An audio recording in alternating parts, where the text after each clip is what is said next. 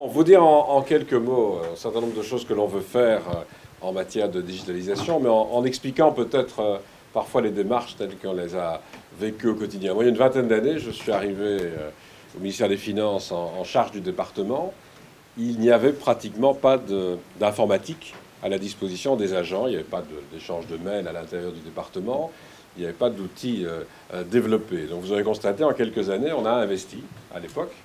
Et aujourd'hui, tout le monde semble trouver assez naturel de remplir sa déclaration de revenus sur TaxonWeb, de l'avoir même pré-remplie et de devoir simplement corriger un certain nombre de choses.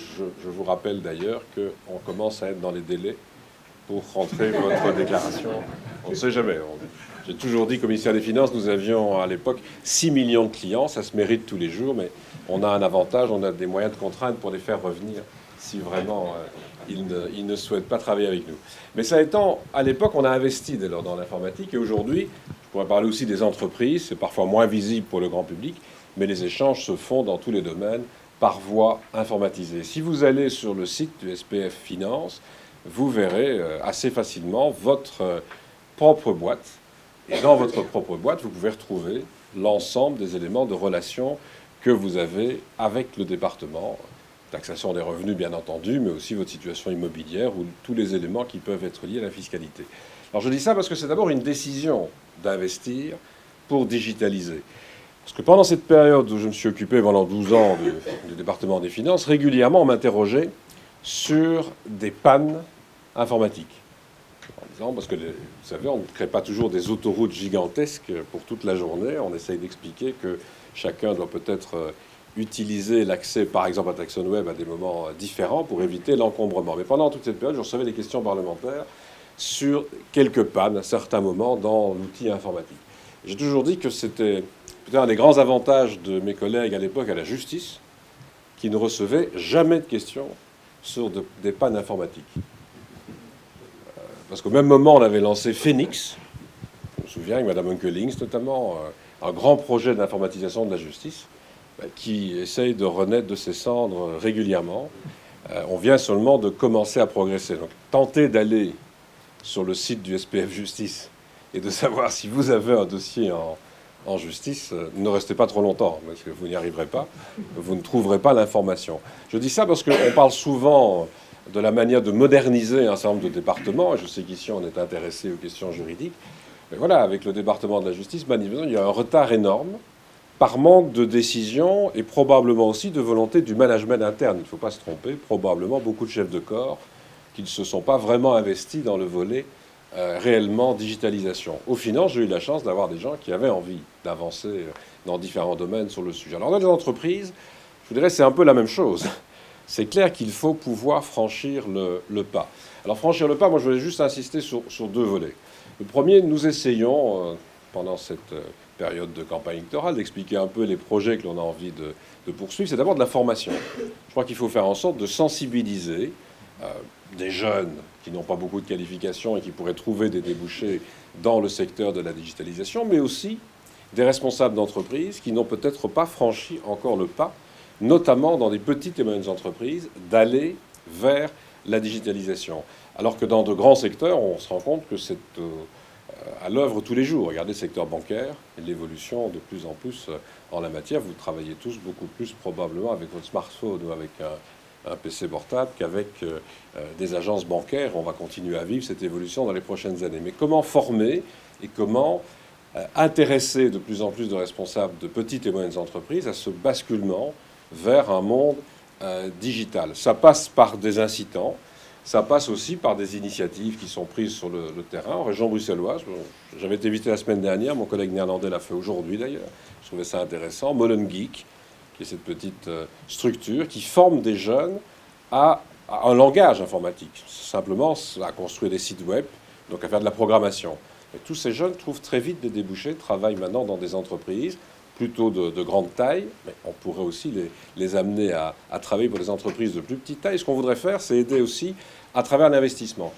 Faire en sorte, on a beaucoup parlé du tax shelter dans beaucoup de domaines, mais faire en sorte que l'on puisse aider par des déductions fiscales l'investissement dans le volet digital pour de nouveau, surtout les petites et moyennes entreprises qui prennent souvent en retard par rapport à de plus grands acteurs dans le domaine. L'autre volet, c'est d'essayer d'éviter la peur. Et donc de se dire, il y a probablement une rupture qui va se produire dans certains domaines une fois que l'on passe à la digitalisation par rapport à des produits qui existent aujourd'hui. On cite souvent des tas d'exemples. Je vais juste prendre l'exemple des objets connectés. Vous allez en avoir de plus en plus, des objets connectés. Mais un objet auquel on ne pense pas souvent, comme ça je vais l'utiliser, si vous allez dans des piscines publiques ou même chez des particuliers pour des piscines privées, vous verrez régulièrement des personnes se promener avec des petites tigeettes pour mesurer le pH de l'eau et voir s'il faut remettre ou non du produit. Et il y a évidemment des fabricants à l'échelle mondiale qui font ces petites tigeettes. Et puis aujourd'hui, on constate qu'il y a une petite société belge qui va être rachetée par un des grands groupes fabricants de piscines américains, mais qui a inventé un tout petit senseur dans une capsule, évidemment, qui reste préservée de l'eau, qu'on met simplement dans la piscine, et qui fonctionne non pas avec l'énergie solaire, avec la lumière. Alors ça ne capte pas seulement le pH, ça vous donne la température, ça vous donne tout ce que vous voulez savoir sur votre eau, que vous avez toujours voulu savoir sans oser le demander. Et ça veut dire quoi? Ça veut dire que le fabricant de tigeettes, il va se poser très vite des questions dans les prochaines années, de savoir s'il fait autre chose.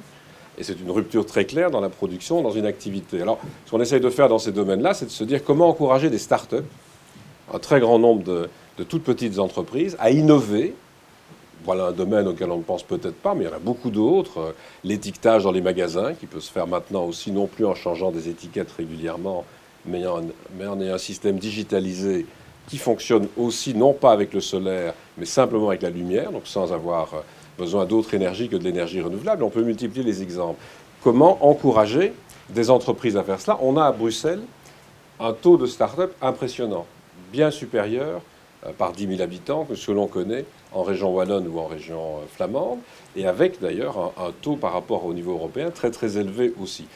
Et je crois qu'on doit continuer à investir dans le soutien à ces entreprises-là et faire comprendre à travers cela à des producteurs dans toute une série de domaines qu'ils ont aussi intérêt à évoluer, à réfléchir aux produits de demain. Je reviens à cet exemple des objets connectés, à se dire que quand on fabrique quelque chose, peut-être que dans les mois, sinon les années, mais parfois dans les mois, ça va très vite, la situation va changer, on va voir disparaître un certain nombre d'activités, un certain nombre de métiers, mais je le crois vraiment pour les remplacer par un plus grand volume d'activités et de métiers si on forme réellement dans ces domaines. Alors moi je suis très heureux de voir que dans un certain nombre de domaines, je voyais la démarche ici, on essaie de promotionner cette logique de digitalisation. Je crois que pour beaucoup de personnes, et j'insiste notamment pour beaucoup de petites entreprises, il faut surtout éviter de laisser se développer une peur à l'égard de cette évolution. Il y a vraiment des gisements de développement à avoir en passant à la digitalisation, et puis il y a surtout des gisements d'emploi, mais avec une qualification qui doit être introduite de plus en plus dans les métiers. Moi, je terminerai en vous disant que quand j'ai commencé à travailler d'abord au barreau, et puis d'ailleurs dans le cadre d'un cabinet ministériel à l'époque avec Jean Goll, l'invention qui sortait au début des années 80, c'était la boule IBM. Donc c'était une machine électrique, pour ceux qui se souviendraient encore de ça. Ça existait avant, on tapait encore sur des machines électriques. Et au lieu d'avoir des touches séparées, c'était une boule qui tournait au milieu. Et donc quand on faisait par exemple en droit un texte en 2 langues, il y avait des corps de secrétaires qui devaient trouver la formule pour tracer une colonne au milieu d'une feuille. Ne me demandez pas comment on faisait cela avec une machine électrique. Et puis pour taper le texte de part et d'autre en 2 colonnes, et puis bien entendu en cas d'erreur, du typex. C'est la seule formule à l'époque. Et puis 1 an ou 2 après, c'est tout au début des années 80 que c'est arrivé, on a vu arriver l'informatique et les traitements de texte. Alors je ne vous parle pas des formations dans lesquelles on voyait quelques personnes utiliser encore le typex sur l'écran de l'ordinateur. Au cas où il y en aura encore qui le font, ça ne sert à rien. Et je ne parle pas de l'usage de la souris, les premières souris, qui se baladaient aussi beaucoup sur les écrans, sans que ça n'ait aucun effet sur l'utilisation du matériel.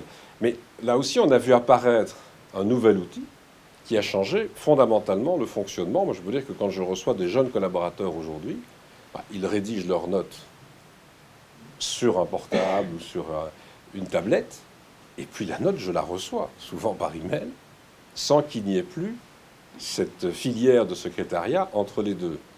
Ça n'empêche pas qu'il y ait encore des personnes pour s'occuper d'un secrétariat, mais ça devient un secrétariat tourné sur l'organisation de l'agenda sur l'organisation de l'équipe même, beaucoup plus que sur ce travail qui, il y a 25 à 30 ans encore, était le travail de base dans un certain nombre d'administrations comme d'entreprises. Alors voilà, je crois que c'est surtout cette démarche-là qu'on doit essayer de promotionner, de faire sortir de la tête d'un certain nombre d'acteurs, notamment au sein des partenaires sociaux, qu'il y a une frayeur à avoir par rapport à la digitalisation. On a un monde qui va s'ouvrir et on va devoir simplement promotionner de nouvelles activités, promotionner de la formation.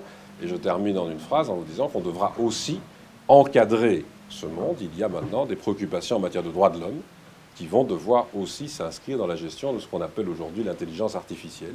Parce que dans cette intelligence artificielle, il y a quand même aussi un cadre à fixer, comme on l'a fait dans beaucoup d'autres domaines, en matière de protection de la vie privée, de la protection des individus. L'Union européenne est en pointe en la matière, avec un système de gestion et de protection des données qui est bien en avance sur ce qu'on connaît à travers le monde. Voilà, je ne veux pas être plus long. Je vous remercie encore de votre accueil. Pour tous vos besoins juridiques, visitez donc lawbox.be et bénéficiez d'un service juridique facile, rapide et abordable, et ce, 24 heures par jour.